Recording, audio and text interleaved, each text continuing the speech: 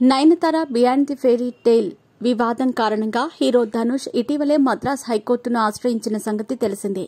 ఆయన నయనతార విఘ్నేష్ శివన్ దంపతులపై దావాను వేయగా తాజాగా దీనిపై హైకోర్టులో విచారణ జరిగింది.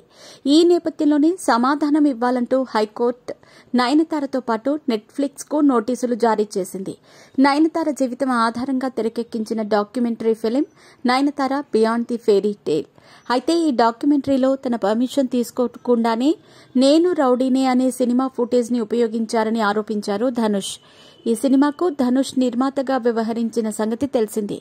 ఈ నేపథ్యంలోనే ధనుష్ 3 సెకండ్ల క్లిప్ ను డాక్యుమెంటరీలో ఉపయోగించినందుకు నయనతారకు లీగల్ నోటీసులు పంపారు. అంతేకాకుండా 10 కోట్లు నష్టపరిహారంగా డిమాండ్ చేశారు. దీంతో ఏకంగా నయనతార ధనుష్ క్యారెక్టర్ ను తప్పుపడుతూనే తనపై అతను ద్వేషం వ్యక్తం చేస్తున్నాడు అంటూ సుదీర్ఘ లేఖను రిలీజ్ చేసిన సంగతి తెలిసిందే. అయితే అప్పటికే లీగల్ నోటీసులు పంపించినప్పటికీ డాక్యుమెంటరీలో ఆ సన్నివేశాలను ఉపయోగించటంపై ధనుష్ ఫైర్ అయ్యారు. నయన్ దంపతులపై కోర్టుకెక్కారు.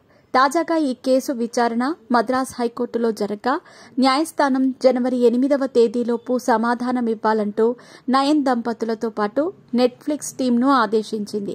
ఈ మేరకు కోర్టు వారికి నోటీసులు జారీ చేసినట్టుగా తెలుస్తోంది. ఇదిలా ఉండగా తాజాగా ఇచ్చిన ఇంటర్వ్యూలో నయనతార మాట్లాడుతూ తప్పు చేస్తే భయపడాలి కానీ న్యాయమని నమ్మిన దాన్ని బయటపెట్టడానికి ఎందుకు భయపడాలి? పబ్లిసిటీ కోసం అవతలి వ్యక్తుల ప్రతిష్టను దెబ్బతీసే మనిషిని కాదు. నా డాక్యుమెంటరీ ఫిల్మ్ పబ్లిసిటీ కోసమే ఇలా చేశానని అనుకుంటున్నారు, కానీ అందులో నిజం లేదు. నిజానికి వీడియో క్లిప్ కు సంబంధించిన ఎన్ఓసీ కోసం ధనుష్ ను సంప్రదించడానికి చాలా ట్రై చేశాం. స్వయంగా విఘ్నేష్ ఫోన్ కూడా చేశాడు. కానీ ఎంత ప్రయత్నించినా మాకు ఎన్ఓసీ రాలేదు. దీంతో సినిమాలో ఉపయోగించిన 4 లైన్ల డైలాగ్ను మా డాక్యుమెంటరీ ఫిల్మ్లో ఉపయోగించాలని అనుకున్నాం.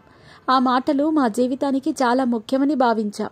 కానీ ధనుష్ ఈ విషయంలో ఇలా ప్రవర్తించడానికి కారణమేంటి, ఎందుకు అతనికి నాపై కోపం వచ్చింది అనే విషయాలను క్లియర్ చేసుకోవటానికి అతనితో ఒక్కసారైనా మాట్లాడాలనుకున్నాను. కానీ అది కుదరలేదు.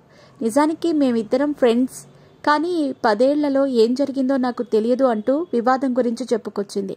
మరిప్పుడు కోర్టుకు నయనతార ఇచ్చే సమాధానం ఏంటి అనేది ఆసక్తికరంగా మారింది.